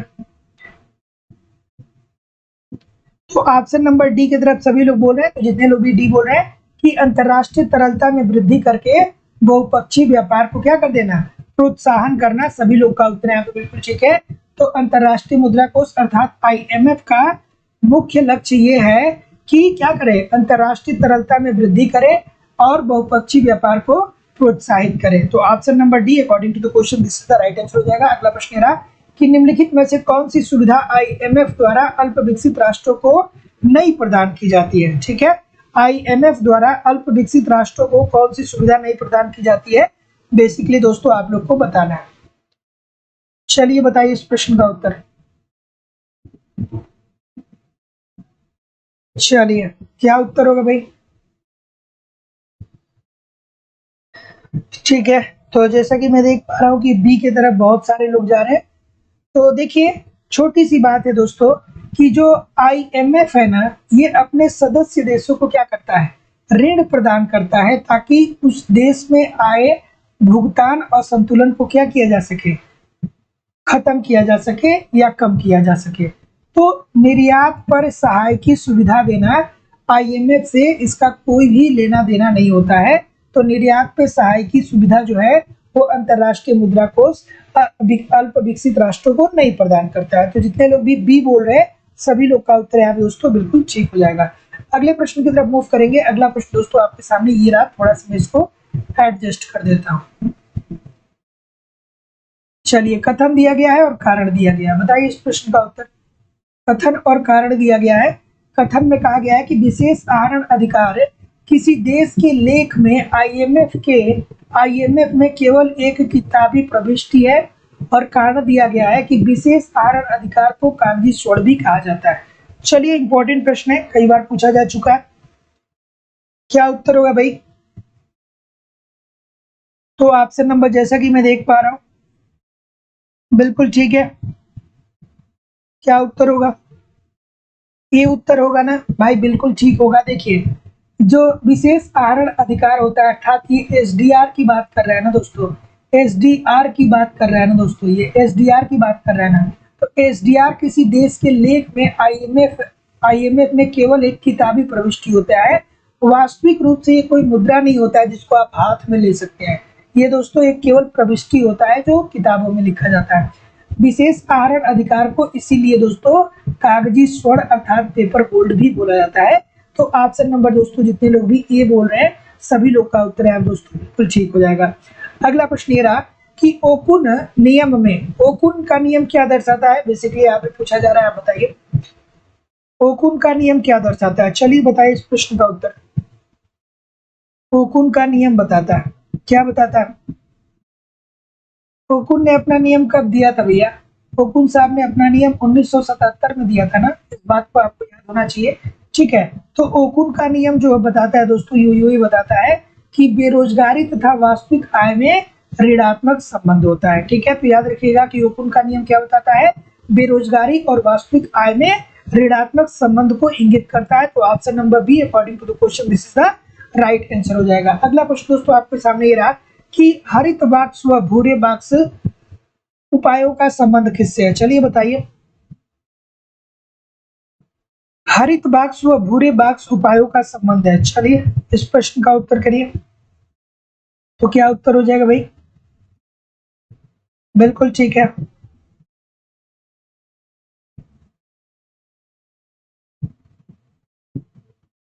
ठीक है, बिल्कुल ठीक है। तो देखिए दोस्तों ये जो हरित बॉक्स है या जो भूरा बॉक्स है इसका जो संबंध होता है ये सहायकी प्रभाव से होता है दोस्तों। और इसके अंतर्गत दोस्तों क्या होता है कि जो सब्सिडी लगाया जाता है वो सब्सिडी इस प्रकार से लगाया जाता है कि इसका व्यापार पे कोई प्रतिकूल प्रभाव ना पड़े। तो option number B I think कि सभी लोग ठीक ही कर रहे हैं, तो सहायिका के प्रभाव से बिल्कुल सही है। अगला प्रश्न ये रहा कि निम्नलिखित अर्थशास्त्रियों के अनुसार आर्थिक अवस्थापना का तात्पर्य निम्नलिखित में से किससे है। आर्थिक अवस्थापना का तात्पर्य निम्नलिखित में से किससे है बताइए। ठीक है, आर्थिक अवस्थापना मतलब अगर जो किसी देश को आर्थिक विकास करना है तो उसके उस देश की जो संरचनात्मक व्यवस्था है उसमें किन किन चीजों को मूलभूत रूप से शामिल आप कर सकते हैं। चलिए बताइए, चलिए इस प्रश्न का उत्तर करिए। तो जैसा कि मैं देख पा रहा हूं कि आपका उत्तर आना स्टार्ट हो चुका है। तो जितने लोग भी डी बोल रहे हैं कि विद्युत मतलब सभी लोगों तक विद्युत पहुंचाया जाए, परिवहन की व्यवस्था अच्छी की जाए और शिक्षा में सुधार किया जाए। ठीक है, तो option number D according to the question this is the right answer दोस्तों हो जाएगा। अगले प्रश्न की तरफ मूव करेंगे कि पूंजी गहनता से तात्पर्य है। पूंजी गहनता से क्या तात्पर्य है भाई, चलिए बताइए, पूंजी गहनता से क्या तात्पर्य है। पूंजी गहनता से तात्पर्य है, थोड़ा सा वीडियो को एक बार लाइक और शेयर भी दोस्तों निवेदन है जरूर किया करिए। पूंजी गहनता से तात्पर्य क्या होता है, बिल्कुल ठीक है, बिल्कुल ठीक है। तो पूंजी गहनता में क्या किया जाता है भाई, पूंजी गहनता में क्या किया जाता है कि जो श्रमिक होते हैं उनके स्थान पे पूंजी के द्वारा टेक्नोलॉजी लाया जाता है। मतलब श्रम को पूंजी के माध्यम से टेक्नोलॉजी के रूप में क्या करते हैं, प्रतिस्थापित करते हैं। श्रम के स्थान पे हम टेक्नोलॉजी को क्या करते हैं दोस्तों, ज्यादा महत्व देते हैं। ठीक है, तो जितने लोग भी ऑप्शन नंबर सी बोल रहे हैं सभी लोग का उत्तर बिल्कुल ठीक है कि प्रति श्रमिक पूंजी की मात्रा में क्या कर देना, वृद्धि कर देना। ठीक है, तो पूंजी गहनता से तात्पर्य ये है कि हम जो श्रमिक हैं उसके स्थान पे हम टेक्नोलॉजी को ज्यादा महत्व देंगे। और एक जैसे मान लीजिए कि एक बड़ी टेक्नोलॉजी हमने दे दिया कि किस तरीके से बिस्किट का उत्पादन करना है और उसमें 10 श्रमिकों को लगा दिए। जब वो टेक्नोलॉजी हमारे पास नहीं थी तो हमको 100 श्रमिक लगते थे, अब हमारा 10 ही श्रमिक में काम चल जा रहा है क्योंकि हमने टेक्नोलॉजी को बेहतर कर लिया। तो ये दोस्तों क्या है, पूंजी गहनता है। Option number C this is the right answer हो जाएगा। अगला प्रश्न, निम्नलिखित में से मजदूरी को सिद्धांत के प्रतिपादक कौन है। अभी बहुत सारे लोग हमसे रूठ जाएंगे, कहेंगे सर जी आपने गलत बता दिया है ना। इस प्रश्न में बहुत सारे लोग हमसे क्या होते हैं, नाराज हो जाते हैं। ठीक है,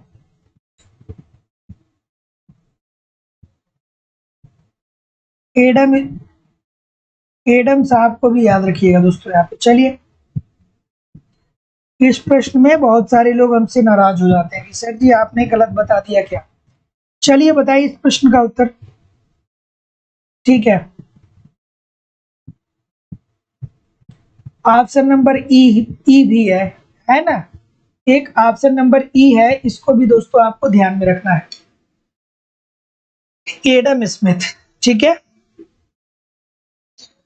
तो जितने लोग भी क्या बोल रहे हैं, डी बोल रहे हैं, एब्सोल्युटली आप ठीक बोल रहे हैं भैया, बहुत अच्छा बोल रहे हैं कि मजदूरी कोष का जो सिद्धांत दिया था वो जेएस मिल ने दिया था। तो दोस्तों याद रखिएगा कि मजदूरी कोष के सिद्धांत को सर्वप्रथम जो प्रस्तुत किया गया था वो एडम स्मिथ के द्वारा प्रस्तुत किया गया था। और मजदूरी कोष के सिद्धांत को विकसित करने का जो श्रेय जाता है वो किसको जाता है, वो जेएस मिल को जाता है। तो याद रखिएगा प्रश्न दो तरीके से पूछता है कि ये बताइए कि मजदूरी कोष के सिद्धांत को सर्वप्रथम किसने दिया था, तो एडम स्मिथ साहब ने दिया था। लेकिन बाद में चल करके मजदूरी कोष सिद्धांत को विकसित करने का श्रेय किसको जाता है, वो जेएस मिल साहब को जाता है। तो option number D this is the right answer हो जाएगा। और मजदूरी कोष क्या होता है दोस्तों, सिद्धांत मजदूरी कोष सिद्धांत के अंतर्गत क्या कहा गया कि एक ऐसा कोष निर्धारित किया जाए जिसमें मजदूरों को देने के लिए अलग से पैसा रखा जाए और इसी कोष में से मजदूरों श्रमिकों को मजदूरी दिया जाए। तो जितने लोग भी यहाँ पे डी बोल रहे हैं सभी लोग का उत्तर बिल्कुल ठीक है। पहली बार एडम स्मिथ, लेकिन विकसित करने का श्रेय मिल साहब को जाता है। अगला प्रश्न ये रहा कि किस योजना, ठीक है, किस योजना में कृषि तथा संबंधित क्षेत्रों में औसत विकास दर सर्वाधिक रही। चलिए बताइए, इस प्रश्न का उत्तर करिए, क्या उत्तर होगा भाई, ऑप्शन नंबर क्या होगा। तो ऑप्शन नंबर सी की तरफ कुछ लोग जा रहे हैं क्या, अगर जो आप सी की तरफ जा रहे हैं तो भैया बहुत अच्छा जा रहे हैं। ठीक है, तो जितने लोग भी बोल रहे हैं 8वीं योजना में सभी लोग का उत्तर बिल्कुल ठीक है, 1992 से 1997 में। और यहाँ पे दोस्तों 6.8% की वृद्धि दर देखी गई थी। ठीक है, तो किस योजना में कृषि तथा संबंधित क्षेत्रों में औसत विकास दर सर्वाधिक रही, तो वो रहा दोस्तों 8वीं योजना में।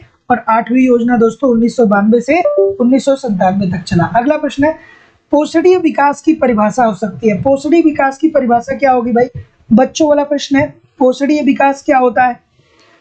पोषणीय विकास क्या होता है, बताइए इस प्रश्न का उत्तर। पोषणीय विकास मतलब क्या होता है? ठीक है, तो पोषणीय विकास का मतलब ये होता है कि विकास का एक ऐसा प्रकार जो वर्तमान पीढ़ी की आवश्यकताओं को तो पूरा करता ही है, परंतु भविष्य की पीढ़ियों की क्षमता को अनदेखा नहीं करता है। तो जितने लोग भी ऑप्शन नंबर क्या बोल रहे हैं, डी बोल रहे हैं, सभी लोग का उत्तर यहाँ पे दोस्तों बिल्कुल ठीक हो जाएगा। तो विकास का एक ऐसा प्रकार जो वर्तमान पीढ़ी की आवश्यकताओं को पूरा करता है, परंतु भविष्य की पीढ़ियों की क्षमता को अनदेखा नहीं करता है, इसे ही दोस्तों हम लोग पोषणीय विकास बोलते हैं। अगले प्रश्न की तरफ मूव करेंगे। अगला प्रश्न ये रहा कि आर्थिक विकास का सबसे अच्छे प्रकार से मापन हो सकता है। आर्थिक विकास का सबसे अच्छे प्रकार से मापन आप कैसे कर सकते हैं, चलिए बताइए इस प्रश्न का उत्तर। बिल्कुल ठीक है, तो आर्थिक विकास दोस्तों याद रखिएगा कि आर्थिक विकास जो होता है वो विकासशील देश में होता है। और आर्थिक विकास में क्या होता है कि प्रति व्यक्ति आय बढ़ेगी, देश का राष्ट्रीय आय बढ़ेगा, साथ ही साथ में देश में देश का जो संरचनात्मक विकास है वो होगा, अर्थात शिक्षा का, स्वास्थ्य का, परिवहन का भी विस्तार होगा, लोगों के सामाजिक स्थिति में सुधार आएगी। तो आर्थिक विकास जो है एक बहुत बड़ा टर्म है। यहाँ पे प्रति व्यक्ति आय और राष्ट्रीय आय के साथ साथ समाज के सभी पहलुओं का विकास होता है। लेकिन जब आर्थिक समृद्धि होती है वो केवल और केवल विकसित देशों में होती है, और आर्थिक समृद्धि के अंतर्गत प्रति व्यक्ति आय और राष्ट्रीय आय में केवल वृद्धि होता है, सामाजिक संरचना में कोई परिवर्तन नहीं होता है। तो याद रखिएगा आर्थिक विकास अल्प विकसित देश से संबंधित है। यहाँ पे दोस्तों प्रति व्यक्ति आय और राष्ट्रीय आय के साथ साथ समाज के सभी पहलुओं का विकास होता है, और जो आर्थिक समृद्धि होती है उसमें केवल और केवल दोस्तों राष्ट्रीय आय और प्रति व्यक्ति आय में वृद्धि होती है, और आर्थिक समृद्धि विकसित देशों में होता है। तो क्या उत्तर हो जाएगा भाई? तो जैसा कि मैं देख पा रहा हूँ कि आपका उत्तर क्या आ रहा है, सी आ रहा है ना, सभी लोग का उत्तर बिल्कुल ठीक हो जाएगा। एक अर्थव्यवस्था में वांछित संरचनात्मक परिवर्तन मतलब क्या, शिक्षा, स्वास्थ्य, परिवहन, बिजली, इन सारी चीजों का क्या होगा, विकास होगा। अगला प्रश्न कि आधुनिक आर्थिक विकास की मुख्य विशेषता रही है, चलिए बताइए आधुनिक आर्थिक विकास की मुख्य विशेषता क्या रही है। चलिए ठीक है, तो ऑप्शन नंबर क्या हो जाएगा भाई? तो जितने लोग भी यहाँ पे सी के तरफ जा रहे हैं सभी लोग का उत्तर बिल्कुल ठीक है कि आधुनिक प्रौद्योगिकी का बढ़ता प्रयोग, सभी लोग का उत्तर यहाँ पे दोस्तों बिल्कुल ठीक हो जाएगा। एक सेकेंड थोड़ा सा रुकिए, यहाँ पे क्या दे रहा है कि आधुनिक आर्थिक विकास की प्रमुख विशेषता क्या रही है। ठीक है, थोड़ा सा रुक जाइएगा। ऑप्शन नंबर क्या हो जाएगा भाई? डी होना चाहिए ना, प्रति व्यक्ति आय में वृद्धि हो ही रही है, और साथ ही साथ दोस्तों श्रमिकों की उत्पादकता में भी वृद्धि हो रही है, आधुनिक तकनीकी भी हम लोग प्रयोग कर रहे हैं। तो ऑप्शन नंबर डी होगा दोस्तों, option number D according to the question this is the right answer हो जाएगा, है ना। अगला, मानव कल्याण की अंतरराष्ट्रीय तुलना सबसे अच्छे ढंग से की जाती है। मानव कल्याण की मानव के कल्याण में कितनी वृद्धि या कितनी कमी आई है, इसकी तुलना हम किस ढंग से करते हैं, बेसिकली आपको बताना है। चलिए बताइए, है ना। तो ऑप्शन नंबर क्या होगा भाई? डी होगा, बिल्कुल ठीक है। मानव विकास सूचकांक, मानव विकास सूचकांक किसने प्रस्तुत किया था दोस्तों? महबूब उल हक ने दोस्तों प्रस्तुत किया था, और इसमें दोस्तों 3 आयामों को इन्होंने लिया था। जन्म दर के समय जीवन प्रत्याशा, उसके बाद दोस्तों इन्होंने शैक्षणिक उपलब्धि को शामिल किया था, और जो तीसरा तत्व था जीवन निर्वाह था। तो जितने लोग भी यहाँ पे क्या बोल रहे हैं, डी बोल रहे हैं, सभी लोग का उत्तर बिल्कुल ठीक है। अगला प्रश्न ये रहा कि निम्न में से किसने जनसंख्या के गुणात्मक पहलुओं को अपने विश्लेषण में प्राथमिकता दी? चलिए बताइए इस प्रश्न का उत्तर। निम्नलिखित में से किसने जनसंख्या के गुणात्मक पहलुओं को अपने विश्लेषण में प्राथमिकता दिया, आपको बताना है। ठीक है, गुणात्मक पहलू 2 के बाद 4। ठीक है, निम्नलिखित में से किसने जनसंख्या के गुणात्मक पहलुओं को अपने विश्लेषण में प्राथमिकता दी? तो ये दिया था दोस्तों महबूब उल हक के द्वारा। Option number C this is the right answer हो जाएगा। अगला प्रश्न ये रहा कि विकास के क्लासिकल सिद्धांत के निम्नलिखित प्रतिपादकों को अनुवर्ती क्रम में व्यवस्थित करिए। दोस्तों 9 बजे से आप लोग की क्लास शुरू होनी है, तो थोड़ा सा जल्दी करते हैं, है ना। थोड़ा सा क्लास को जल्दी से हम लोग फिनिश करते हैं, क्योंकि 9 बजे से क्वालिटी की क्लास होगी। चलिए तो बताइए इस प्रश्न का उत्तर। तो जैसा कि मैं देख पा रहा हूँ कि ई की तरफ आप लोग जा रहे हैं। दोस्तों देखिए, आप सभी लोग को पता होना चाहिए, एडम स्मिथ साहब जो है ना, ये 18वीं शताब्दी में ही आ जाते हैं और इन्होंने स्वतंत्र व्यापार को बढ़ावा दिया। कहा कि एक देश दूसरे देश से व्यापार करे और कोई भी हस्तक्षेप सरकार का न हो, और इसीलिए एडम स्मिथ दोस्तों इकोनॉमिक्स में बहुत महत्वपूर्ण है, ठीक है, क्योंकि इन्होंने क्रांतिकारी परिवर्तन लाया। उसके बाद दोस्तों आते हैं जे.एस. मिल साहब, ठीक है। जे.एस. मिल साहब एडम स्मिथ के बाद एडम स्मिथ साहब के बाद दोस्तों कौन आते हैं? मार्शल आते हैं, ठीक है, जिन्होंने जनसंख्या का सिद्धांत दिया था। उसके बाद दोस्तों डेविड मार्शल साहब के बाद कौन आते हैं? मार्शल के बाद दोस्तों आपके आते हैं जे.एस. मिल, और इसके बाद दोस्तों आते हैं डेविड रिकार्डो। तो ऑप्शन नंबर ए हो जाएगा ना, 2, 4, 3 और 1, बिल्कुल ठीक है। अगला प्रश्न दोस्तों आपके सामने रहा कि यदि लाभ या ब्याज की स्थिर दर पर पूंजी उत्पादन अनुपात भी स्थिर रहता है तो तकनीकी परिवर्तन तटस्थ रहेगा। यह अवधारणा किसने प्रतिपादित किया था? चलिए बताइए इस प्रश्न का उत्तर। तो जैसा कि मैं देख पा रहा हूँ कि आपका उत्तर आना स्टार्ट हो चुका है। जितने लोग भी हैरड साहब की तरफ जा रहे हैं, सभी लोग का उत्तर बिल्कुल ठीक हो जाएगा। तकनीकी परिवर्तन को किसने तटस्थ माना था? ये बात अगर जो आप मान्यता में हैरड साहब के पढ़े होते तो ये बच्चों वाला प्रश्न था ना, लेकिन देखिए कितने सारे लोग गलत कर रहे हैं। अरे भैया, तकनीकी परिवर्तन को स्थिर माना था हैरड साहब ने, ठीक है, तो डी होगा ना। अगला प्रश्न, काल्डोर का समृद्धि मॉडल निम्नलिखित मान्यताओं पे आधारित है।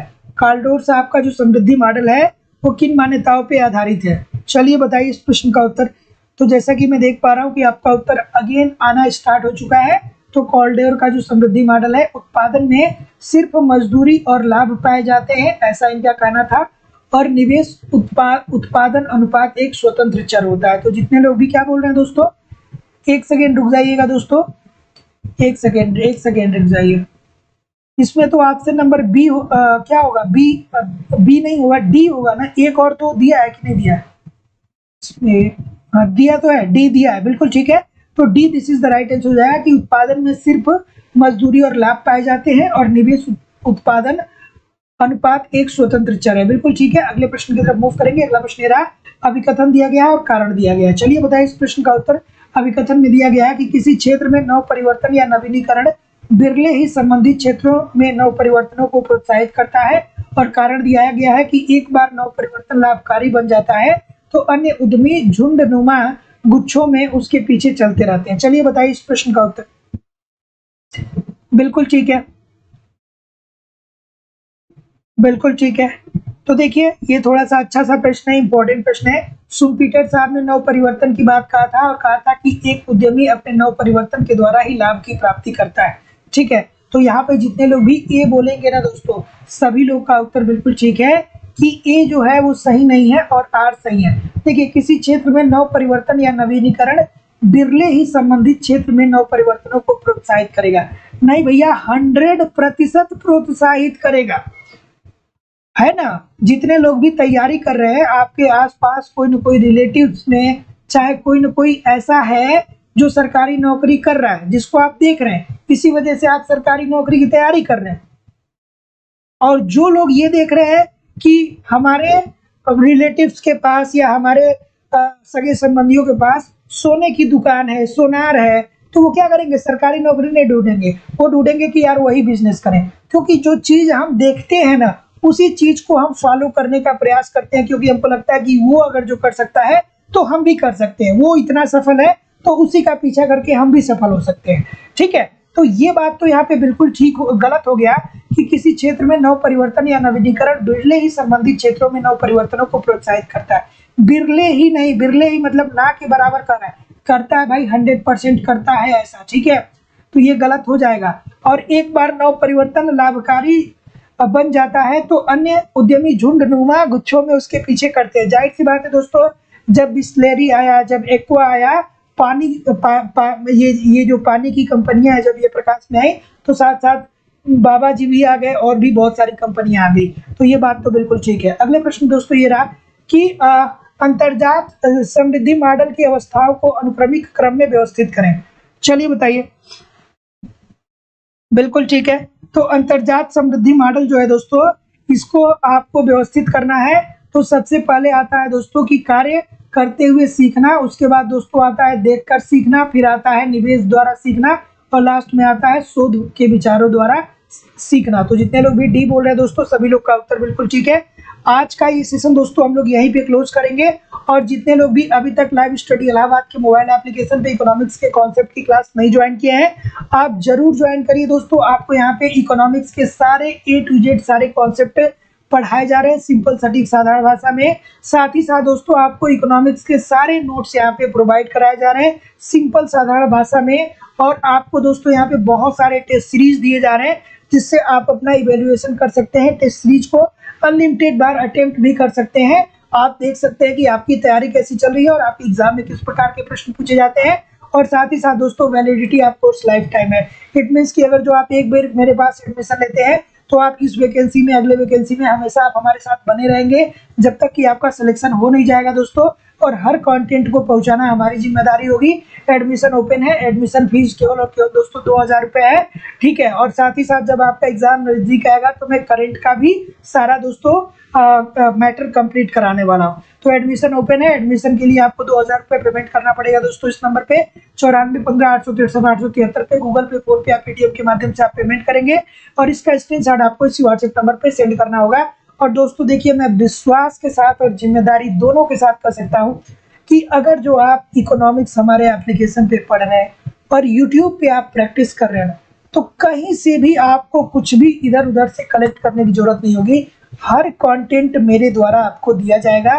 तो बिल्कुल निश्चिंत होकर के पढ़ाई करिए। एडमिशन जो लोगों ने अभी नहीं लिया है जरूर ले लीजिए। कंटेंट क्या आप पढ़ रहे हैं ये भी आपके सिलेक्शन पे डिपेंड करता है। और दोस्तों कंटेंट बहुत इंपॉर्टेंट होता है। तो दोस्तों आप सभी लोग, सारी चीजें हमारे एप्लीकेशन पे दी जा रही हैं। तो जो लोग भी अभी तक एडमिशन नहीं लिए हैं, आप जरूर एडमिशन ले लीजिए। और एप्लीकेशन का लिंक डिस्क्रिप्शन बॉक्स में दिया गया है, आप वहां से एप्लीकेशन को डाउनलोड कर लीजिएगा। कोई भी इंक्वायरी होगा तो इस नंबर पे आप मुझे कॉल या व्हाट्सएप मैसेज कर सकते हैं। चलिए मिलेंगे दोस्तों कल शाम को 7 बजे। तब तक के लिए आप लोग पढ़ते रहिए, आगे बढ़ते रहिए। नमस्कार, धन्यवाद।